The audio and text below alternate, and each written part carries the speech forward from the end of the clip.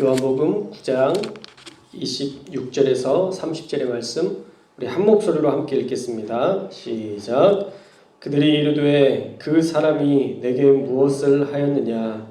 어떻게 내 눈을 뜨게 하였느냐? 대답하되 내가 이미 일렀으되 듣지 아니하고 어찌하여 다시 듣고자 하나이까? 당신들도 그의 제자가 되려 하나이까? 그들이 욕하여 이르되 너는 그의 제자이나 우리는 모세의 제자라.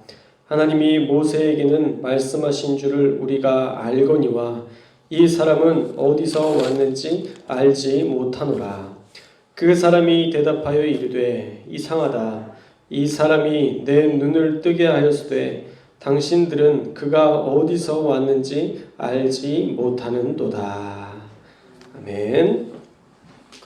오늘은 왜 당신들만 모를까? 라는 제목의 말씀을 나누려고 합니다. 요한복음의 말씀을 가지고 우리가 연속적으로 계속 내용을 살펴보고 있습니다. 9장 말씀을 들으면서 참 답답한 것은 모든 사람들이 다 알고 있는데 이 바리새인들만 모르고 그들만 외골수로 가고 있다는 거예요. 왜 그들만 모를까? 왜 당신들만 모르죠? 라고 묻고 싶을 만큼 그렇게 외골수의 길로 가고 있습니다. 최근 트럼프 대통령이 투표 무효를 외치며 조작되었다라고 하면서 백악관에 선동을 해서 많은 사람들이 백악관을 점령하는 이런 엄청난 일들이 벌어졌었습니다. 사실 투표 무효는 우리나라에서도 자주 선동되는 문구이기도 합니다. 박근혜 대통령 때도 그 당선되자마자 투표가 조작되었었다. 왜냐하면 이것 때문에. 그러면서 많은 자료들이 나왔었고요. 문재인 대통령 때에도 투표 조작이다 라고 계속 나와서 사람들을 선동했습니다. 결국은 다 가짜 뉴스로 밝혀졌죠. 트럼프는 끝까지 인정하지 않고 다시 돌아올 것이다 라고 말하고 돌아갔지만 지금 여론은 아주 서늘합니다. 그 누구도 트럼프의 편이 없고 이제 그 측근이었던 사람들도 하나둘 트럼프와의 연을 끊는다는 소식이 잇따르고 있어요. 어제 YTN 기사를 살펴봤더니 워싱턴 포스트 팩트체크 팀이 트럼프 대통령의 4년을 조사한 결과 트위터에 올린 거짓말만 3573번이래요. 하루 평균 21번의 거짓말을 한 꼴이다 라고 팩트체크를 했더라고요. 그렇게 거짓말을 하고도 자기만 옳다고 주장하는 모습, 그것 때문에 결국 모두가 돌아설 수밖에 없었던 그는 외골수의 길이 그를 단절시키게 만드는 모습을 우리가 살펴보고 있습니다. 왜 트럼프만 모를까? 다 알고 있는데. 오늘 본문에도 외골수의 길을 걸어가면서 모두에게 외면당하는 한 부류의 사람이 나오는데 그들이 바로 바리새인들이에요. 유대 종교 지도자들. 바리새인들은 이 고침받은 사람을 불러다가 계속 신문했습니다. 예수라는 사람이 내게 무슨 짓을 했느냐? 네가 어떻게 눈을 뜨게 됐느냐? 라고 이미 답변했던 말들을 또 묻고 또 묻기 시작했습니다. 그러자 답답했던 이 고침받은 사람이 27절에서 대답하되 내가 이미 일렀어도 듣지 아니하고 어찌하여 다시 듣고자 하나이까? 당신들도 그의 제자가 되려 하나이까? 라고 조롱하는 말투로 거침없는 한 방을 날렸습니다. 그러자 유대 종교 지도자들의 반응이 어땠나요? 28절 말씀 보니까 뭐라고 시작해요? 그들이 욕했대요. 그들이 욕하여 이르되 라고 얘기하고 있죠. 종교 지도자라면 품위와 인격적인 언사를 사용해야 할 텐데 이들은 그렇지 않았고 자기 마음대로 자기 마음 내키는 대로 했다는 거예요. 어쩌면 이것이 그들의 평소의 모습이었겠다라고 상상해 볼 수 있겠습니다. 자기에게 아부하는 사람들은 좋아하지만 자기의 어떤 유대교의 세력에서 자신이 멀어지게 되거나 그 세력을 깎아내리게 만들려는 어떤 세력이 나타나면 그들을 거역하고 욕하고 쫓아내는 전형적인, 요즘 꼰대라는 말을 자주 쓰는데 꼰대 스타일의 종교인으로 살았던 습관이 오늘 말씀에 보면 여실히 드러나고 있어요.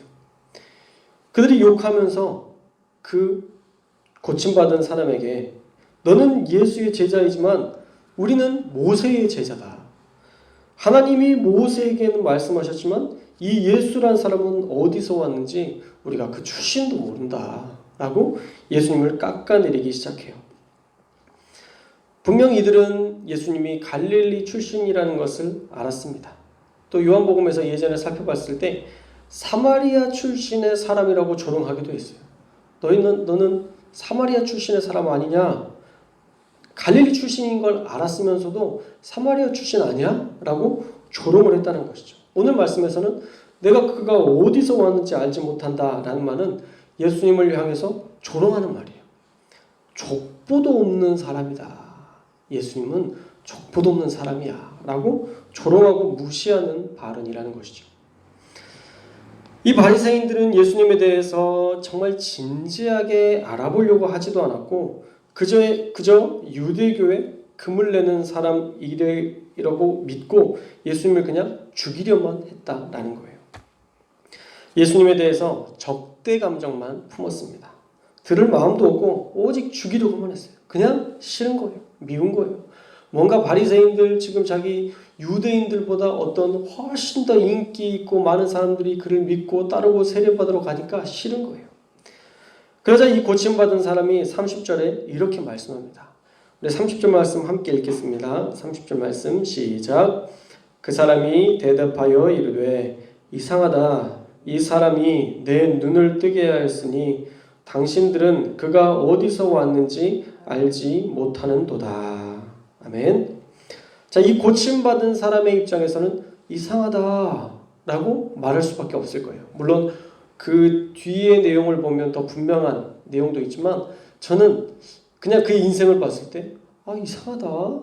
왜 이러지? 라는 생각이 들 것 같다는 생각이 들었어요. 뭐냐면 그 전만 해도 거린으로 앞을 보지 못하는 시각장애인으로 하루하루 살아갔을 때 구걸하면서 연명하면서 살았을 때 그때에는 눈만 뜨면 행복이 몰려올 줄 알았는데 그렇지 않다는 거죠. 눈을 뜨고 더 즐겁고 행복한 일이 있어야 되는데 오히려 이상한 일, 괴로운 일들만 생각이 생기니까 이 사람의 입장에서는 이상하다. 진짜 눈만 뜨면 행복이 나에게 올 줄 알았는데 라고 생각할 수 있었을 것 같아요. 이거는 그냥 제 추측이고요. 두 번째는 이제 그 본문의 근거에 의해서 이야기하는 건데 이상하다. 왜 예수님에 대해서 저렇게 미운 감정만 가지고 있지? 아니 이 사람이 이 정도 한 거면 하나님이 역사하신 거 아닐까? 왜 그걸 못 믿지? 이상하다 라고 지금 이야기하고 있는 거예요. 메시아가 아니면 누가, 이 사람의 메시아가 아니면 누가 메시아일 수 있겠느냐라는 믿음으로 바리새인들의 그 적개심을 이해하지 못하고 있었던 거예요. 아니, 그렇게 말씀을 많이 알고 배우고 가르치던 사람들이 말씀에 예견된 예수님을 못 알아보는 것에 대해서 이상하다라고 말할 수밖에 없었을 것입니다. 오늘은 고침받은 자의 그 첫 마디까지만 우리가 살펴보고 말씀을 정리하려고 하는데요. 자, 오늘 말씀을 통해서 우리에게 주시는 하나님의 음성은요. 첫째로 소통하지 못하는 고인물은 썩게 되고 결국 그 고인물은 사람들도 외면하게 된다는 거예요. 로마가요. 1000년 가까이 그 체제를 유지할 수 있었던 비결이 있었는데 그 비결은 소통이었어요. 소통. 왕정이지만 황제 체제에서 모든 일들을 했지만 원로원의 말을 들었고 시민들이 투표로 참석하는 시민 집회의 이야기를 듣고 그것들을 수용했어요. 그래서 로마가 1000년이라는 기간을 그 제국을 유지할 수 있었다는 것입니다. 이처럼 소통은 인간관계 속에서 정말 중요한 역할을 합니다. 가정에서도 사회에서도 교회에서도 마찬가지죠. 말이 통하는 사회를 만든다는 것, 그것은 교회도 풀어야 할 숙제일 것입니다. 교회도요, 고인물이 되기 시작하면 복잡해져요. 믿음이라는 것으로 고리타분해질 수도 있습니다. 물론 다 수용할 필요는 없지만 너무 배타적이어도 문제라는 거예요. 로마가 완벽한 제국은 아니었지만 수용성을 가진 제국이었기 때문에 천년의 제국을 이어나갈 수 있었다는 것, 우리가 꼭 기억할 수 있었으면 좋겠습니다. 누군가의 말을 듣고 수용할 수 있어야 우리가 바른 길로 갈 수 있습니다. 내 생각이 다 맞는 것 같아도 사실 아닐 때가 더 많아요. 어떨 때는 맞고 어떨 때는 맞지 않을 때가 있잖아요. 그게 정답인 것 같아요. 내 생각이 무조건 맞는 것은 아니다. 무조건 맞는 해답을 가지고 사는 사람이란 없어요. 우리의 지혜가 한계가 있다는 것을 우리는 인정하고 인정하면서 살아야 되고요. 또 내가 부족할 수도 있다는 생각을 하게 되면 그때부터 조금 더 너그러워지고 관대해질 수 있는 것 같아요. 오늘 우리가 전도서 말씀 새벽에 읽었잖아요. 전도서 말씀에 보니까 너무 완벽하게 사는 삶을 추구하지 않더라고요. 그들이 추구하던, 솔로몬이 추구했던 완벽한 삶은 행복이에요. 행복. 그냥 하루하루 먹고 사는 것, 하루하루 네 안에 주어진 것, 그거 감사하고 살고 하나님의 말씀대로 살고 하나님 말씀 붙들고 순종하고 사는 것, 그게 사람들의 본분이고 그것이 너희들이 누릴 축복이다. 그러니까 너무 연연하지 마라. 너무 전전긍긍하지 마라. 라는 것들을 오늘 말씀에서 우리가 살펴봤는데, 전도서 말씀에서도 계속 이야기하고 있어요. 다 그렇게 갖춘 것 같아도 나중에 보니까 이것도 헛되더라. 이렇게 된 것 같았는데 이것도 헛되더라. 지혜가 다 갖춘 사람도 헛되더라. 다 이야기하면서 결국엔 헛됨을 이야기하는 게 아니라 그냥 너에게 주어진 거 감사하고 행복하게 살아 라고 이야기하잖아요.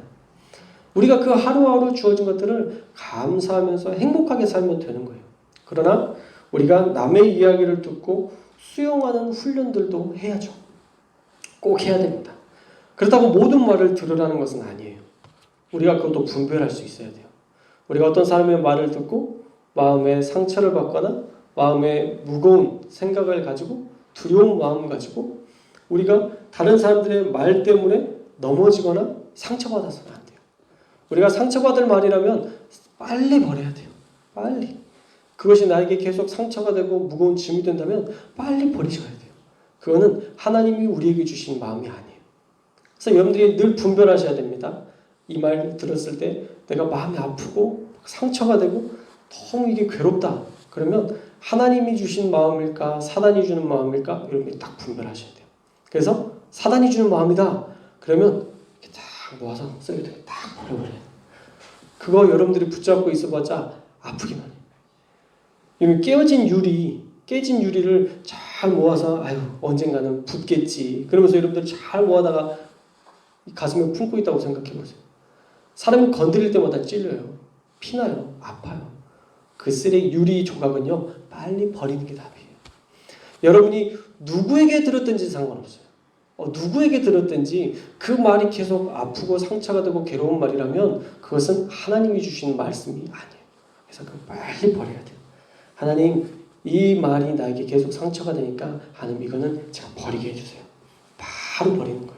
그건 버려도 돼요. 누가 말해도 상관없어요. 목사님이 말했다고 해도 그게 혹시 여러분에게 아픔이 되고 상처가 되면 빨리 버려야 돼요. 결코 직분으로 해서 하나님이 역사하시는 게 아니에요. 광명한 천사록 가정에서 사탄이 이야기한다고 성경에는 나와 있잖아요. 우리가 다양한 모습으로 다양한 말로 다양한 괴로움을 우리에게 줄 수 있어요. 그때마다 하나님의 말씀인지 사단이 주는 말인지 우리가 분별할 수 있어야 돼요. 그러나 들어야 될 말이라면 우리가 조금 아프지만 맞아 나 이거 바꿔야 돼 라고 생각되는 그런 말씀이 있다면 그것을 여러분의 것으로 수용해서 그것은 들을 수 있어야 돼요. 그래야 우리가 바른 길로 옳은 길로 하나님이 원하시는 변화의 길로 나아갈 수 있는 것입니다. 저와 여러분이 오늘 여러분에게 주시는 그 말씀들 하나씩 깨닫고 듣고 또 사람들의 말들을 하나씩 분별해보는 훈련들을 하셔서 하나님의 음성은 듣고 수용하고 만약 여러분에게 상처가 되고 괴로움이 되고 그것이 신앙으로 나아가는데 도움이 되지 않는다면 빨리 그거 무엇하고 버릴 수 있는 그런 분별의 지혜로 살아갈 수 있기를 주님의 이름으로 축원합니다. 두 번째로는요. 우리가 예수님의 제자가 되길 원한다면 제자다운 삶을 실천하면서 살아야 돼요. 바리새인들은요. 유대교를 지키는 수호자들의 역할을 한다고 하면서 자신은 뭐라고 그래요? 자기들을 모세의 제자다. 나는 모세의 제자다 라고 이야기하지만 제자라면 뭐예요? 제자라면 배워야 되고 가르쳐야 되는 거예요. 이 마데테스라는 말이 제자라는 뜻인데 이건 배우는 자라는 의미와 더불어서 가르치는 자의 의미가 함께 포함되어 있어요. 그러니까 제자라는 사람은 스승이 하는 것에 대해서 배우고 스승이 하는 대로 따라하는 사람이 제자인 거예요. 그냥 스승이 하는 거 보고 잘하시네. 그렇게 멈추는 게 아니라 나도 저렇게 살아야 되는데 라고 생각하고 모방을 하더라도 그것을 따라보는 사람이 제자인 거죠. 가르침을 받은 대로 가르치는 자. 이게 사실 제자의 의미입니다. 바울이 가말리엘의 문화에 있었다는 것이 그 의미가 그의 스승이 위대했고 또 그 스승의 말씀을 따랐다라는 거예요. 자, 그러면 저와 여러분의 스승은 누구입니까? 저일까요? 목사일까요? 아니에요. 여러분의 스승은요, 바로 예수 그리스도예요. 저도 제자예요. 저도 배우고 제가 배운 것들, 제게 느껴진 것들을 여러분들에게 가르치는 것뿐이지 저는 여러분의 스승이 될 수 없어요. 저는 그냥 저 역시도 또 다른 제자일 뿐이에요. 여러분들 역시도 또 다른 제자일 뿐이에요. 예수님의 그 살았던 삶을 우리가 본받고 그렇게 실천해 보는 것. 본받고 실천해 보는 것. 그런데 생각해 보면 본받고 실천하는 사람들이 많아지면요. 이 세상이 얼마나 행복해지겠어요. 그렇지 않아요? 우리 교회가 예수님의 말씀을 듣고 그 말씀대로 맨날 순종한다고 생각해 보세요. 하나님이 말씀하신 대로 다 나를 낮추고 내 자아를 죽이고 사랑하고 모든 사람들을 수용하고 만약 이렇게 살아간다면 얼마나 우리 교회가 더 행복해지겠어요. 우리 한 사람 한 사람이 그런 제자가 되어야 한다는 거예요. 우리가 완전하지 않지만 우리가 예수님을 흉내낼 수 있었으면 좋겠어요. 제가 존경하는 목사님 중에 김재곤 목사님이라는 분이 있어요. 예전에 전주 태평교회 제가 여기 오기 전에 제가 섬겼던 그 교회 담임 목사님이신데 그 목사님은 늘 그렇게 얘기하셨어요. 나는 목사가 된 것만도 감사한데 아직 난 목사도 안 됐는데 사실 더 어떤 일들을 한다는 것 그건 나한테 맞지 않다. 나 그거 감당할 능력도 안 되고 자질도 안 된다. 근데 제가 아는 그분은 천재예요. 천재. 얼마나 지혜로운지 얼마나 말씀도 잘하시고 얼마나 다양한 것으로 정말 준비되어 있는 분인지 몰라요. 많은 사람들에게 존경받기도 해요. 자기 사람들을 끔찍하게 생각하시는. 그러니까 우리가 회의 때 어떤 회의들을 하면 막 혼내기도 하세요. 이건 어떻게 해야 돼? 막 하지만 누가 혹시라도 이제 교인들이 부목사님들에 대해서 그 부목사님이 그렇게 해서 좀 그렇다 그러면 너무 싫어하세요. 자기 사람에 대해서는 끝까지 챙기시는. 그가 능력이 있건 없건 상관없이 끝까지 챙기시는 그 모습들을 보면서 참 저에게 있어서도 좋은 롤 모델을 볼 수 있어서 참 감사하다라는 생각을 하거든요. 우리의 삶에도 우리가 그렇게 예수님이 어떻게 사셨는지를 보고 그렇게 훈련해보고 그렇게 말해보고 우리가 그렇게 따라보는 삶을 우리도 계속 살다 보면 조금씩 닮아진다는 거예요. 큰바위 얼굴 아시죠? 큰바위 얼굴. 예전에 큰바위 얼굴이라는 그런 소설이 있었는데 와, 저 큰바위 얼굴 막 동경을 했었는데 나중에 그 사람이 그 얼굴과 비슷해졌다 그런 이야기를 들어본 적이 있으실 거예요. 우리가 동경하게 되면 닮아가게 되어 있어요. 우리가 저렇게 살고 싶다 하면 닮아져요. 노래 부르는 사람들도 그렇잖아요. 소양이라는 찬양 가수가 있는데 그분이 좋아했던 가수가 머라이어 캐리예요. 머라이어 캐리라는 사람이 부르는 노래를 계속 따라 부르니까 거의 비슷하게 부를 수준까지 이르게 되었던 거죠. 우리도 예수님을 따르기로 작정하고 예수님을 따라 살기로 결정하고 우리가 예수님이라면 어떻게 사셨을까? 우리가 묻고 그렇게 살아가다 보면 하나님이 우리에게 그런 예수님이 하셨던 모습을 따라 살 수 있는 힘과 능력도 주시고 결국에는 우리가 예수님을 닮은 그런 삶을 살 수 있게 될 것이라는 것입니다. 사랑하는 여러분, 저와 여러분이 예수님을 닮아 예수님을 온전하게 우리가 닮아서 따르는 그런 제자가 될 수 있기를 주님의 이름으로 축원합니다. 모세의 제자라고 말하던 유대 종교 지도자들에게서는요, 율법에 합당한 일을 찾아볼 수가 없었어요. 이 고침받은 사람을 또 예수님을 변호하는 것 같으니까 나중에는 욕하고 이 고침받은 사람을 출교시켜 버렸어요. 34절 말씀에 보면 쫓아내어 보내니라 라고 되어 있는데 이건 부드러운 표현이고요. 원어로 보면 발길로 차서 내보냈다 라고 되어 있어요. 발길로 차서 내보냈다.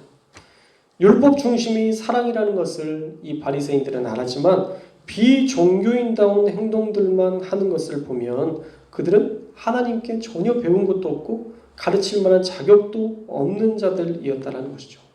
그렇기 때문에 그들을 통해서 하나님께서 새로운 역사를 쓰시지 못했던 거예요.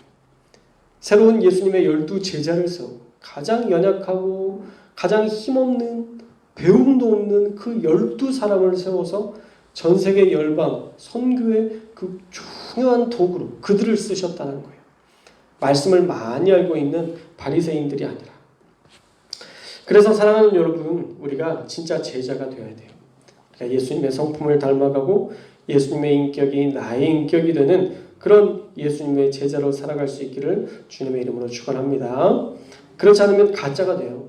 가짜는요 나중에 구별돼요.